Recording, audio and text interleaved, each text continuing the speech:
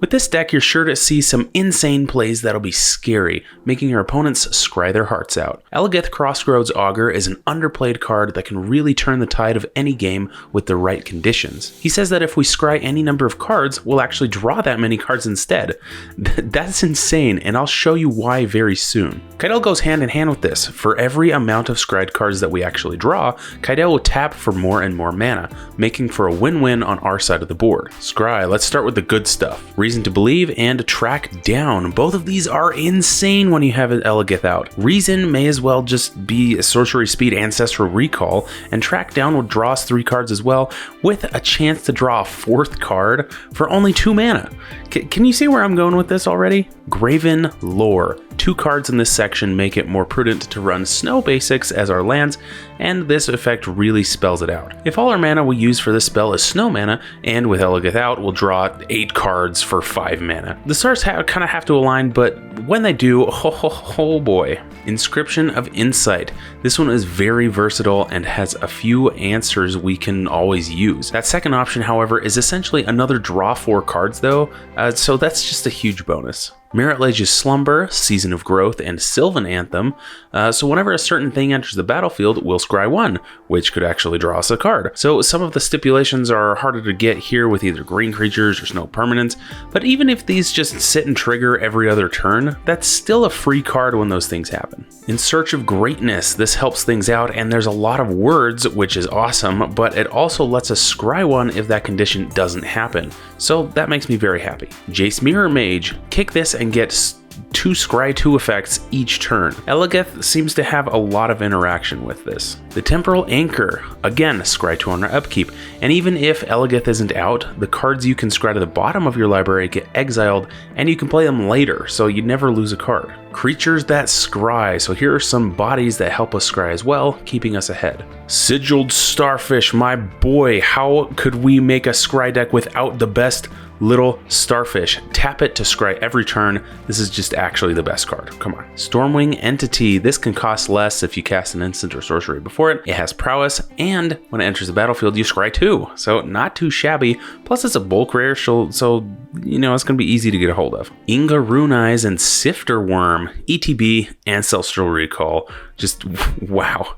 Inga also draws cards when she dies, as long as at least 3 other creatures died that turn. And Sifter Worm is just a big 7/7 with trample that can possibly gain us some life. What's not to love? Sphinx of Foresight. This helps us scry 3 if we've got it in our opening hand, and it also scries 1 on our upkeep. Kennesos, Priest of Thassa.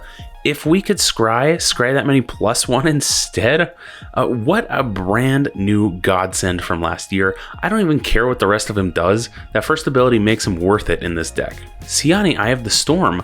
Whenever she attacks, you scry X, where X is the number of attacking creatures.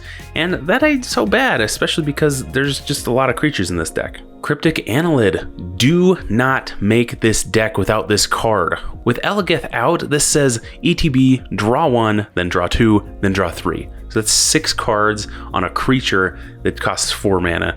That's just fantastic. This is the best card in the deck for Eligeth. There's 0 drawbacks here with our commander out. Heavy Hitters. Here are the creatures that help strike fear into our opponents. Brynolin, the Moon Kraken, a 6/8 that returns something to its owner's hand, and then you do that for each thing with mana value 6 or greater. It seems a little steep, but I promise we'll manage with all this scrying and drawing.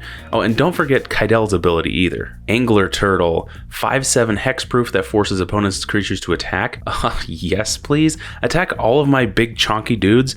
I promise I won't attack you next turn. Wink. Hullbreaker Horror, a 7/8 flash that can't be countered, and whenever you cast any spell, you can return another spell to our opponent's hands. Or you can just return a non-land permanent to their owner's hands. So holy cow. Sir Eleonora the Discerning and Psychosis Crawler. Power is equal to the cards in our hand, which will be a lot, and Crawler forces life loss to all opponents when we draw, so this is just fantastic in this deck. Heavy Hitter Helpers. So you thought those last creatures were fun?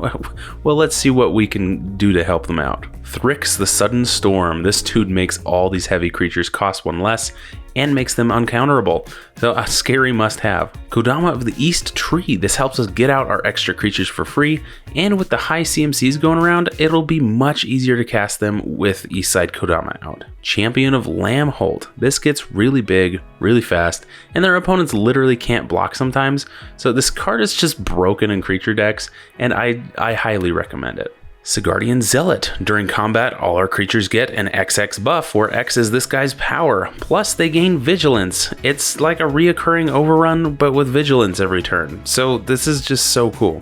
Emoti, Celebrant of Bounty, Sakashima's Protege, and Annoyed Altasaur.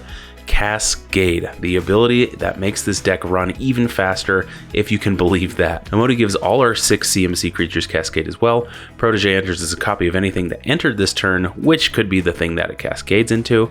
And Altasaur is just a popper all-star that I love, and it's just a big reach trampler. Krufix, God of Horizons. No max hand size is really nice, and we can always save our mana for later if we don't have to end up using it. It's a great bonus, but I really like the indestructible no max hand size. Myojin of Cryptic Dreams. This seems a bit odd, but just think. If we remove that indestructible counter and copy a permanent spell we control 3 times, that can get a really nasty really fast.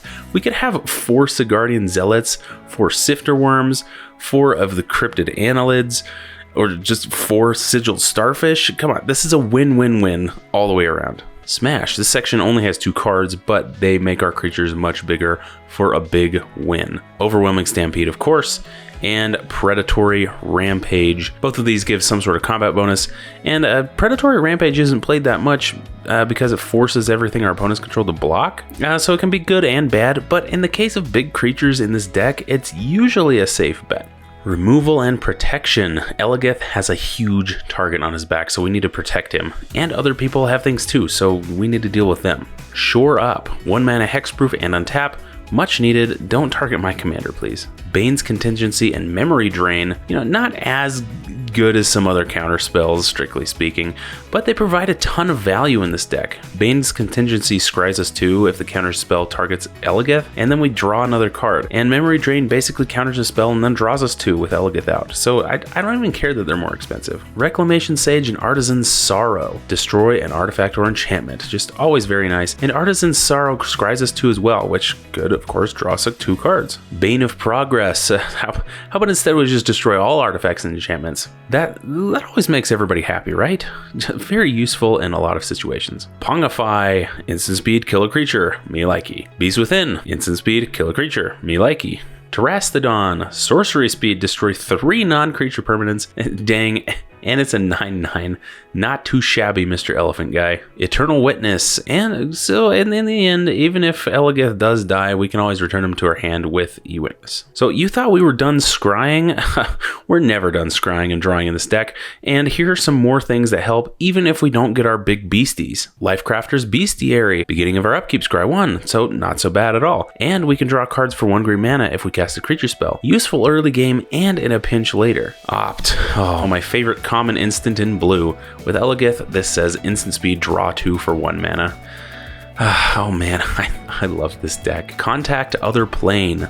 Roll a d20. 1 through 9, draw cards. 10 through 19, draw cards. 20, draw cards. It's all the same for Eligeth, and no matter what you get, it's still aight. Preordain, another sorcery speed ancestral recall. Sign me up. Scour all possibilities, slightly more expensive sorcery speed, ancestral recall, but this one also has flashback. Beast Whisperer. Okay, this doesn't actually scribe, but Beast Whisperer is such a good green card draw mechanic guy thing that just has to be in here. Ramp. So we of course need to get these big spells out, so there's plenty of ramp to go around, and some very specific ramp for this deck specifically. Soul Ring, this one of course, skip. Mana Geode Bronze Walrus. Very inefficient mana ramp in any other deck, but what I like about this deck is that it really wants this kind of stuff. Both of these scry on entry and tap for any color of mana. They're kind of decent at the beginning of the game, I guess, for ramp purposes, but later on in the game, if you come across them, they also act as card draw with Eligeth out, so you get a win-win during any stage of the game. Whisperer of the Wilds. This will almost always tap for green-green. It's just a really good mana dork for big creature decks. Yavimaya Elder, drawing drawing cards and searching for lands, just standard stuff. Cultivate, Kodama's Reach, Explosive Vegetation. These are also basic. I'm not even going to go over them, but they do introduce this next card of it. Peregrination, a worse Cultivate is what this is.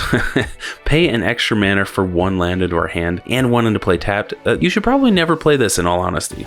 But again, I like this deck because it likes cards like this. It's basically a more expensive Cultivate that also draws us a card with Eligeth out. I don't mind the downside as much because I'm paying 1 extra just for a card, so they're kind of stapled together. Maybe not the best, but I do like finding outliers that no one uses and putting them into something that appreciates them. Nissa's Renewal, search for 3 basics into play tapped and gain 7 life, easy peasy. Celebrate the Harvest, this is just amazing. If you didn't buy this pre-con, buy it anyway. Sigardian Zealot from earlier and this card are in this deck, and they are very well worth it. This searches our library for X basic lands, where X is the number of different powers among our creatures. Last time I played this deck, this card got me around 6 or 7 lands for 4 mana. It's incredible and so easy to rack up big numbers with all the variant powers in this deck. Zendikar Resurgent. This feels a little lackluster after Celebrate the Harvest, but it'll double our land's mana and draw us cards whenever we cast creature spells. Land. So as far as lands go, if you remember, we're doing snow forests and snow islands. We're also going to be running the Scry lands like Zhalfir and Void and Temple of Mystery, as well as Reliquary Tower for that no max hand size bonus. Alright, that does it for this one. I hope you liked it. I seriously love playing this deck, and I hope you do too. Let me know what you think of it in the comments, and remember to like, subscribe, and ring that bell so you don't miss your weekly dose of magic.